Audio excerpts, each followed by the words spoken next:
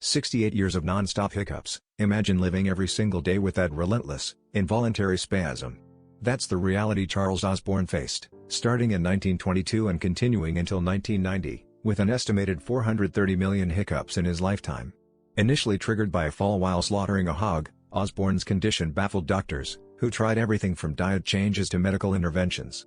Despite the constant hiccuping, he adapted remarkably, married twice, and even had children, embodying an extraordinary human spirit. It's a record no one would ever want to break, highlighting the weird, wonderful, and sometimes challenging quirks our bodies can endure.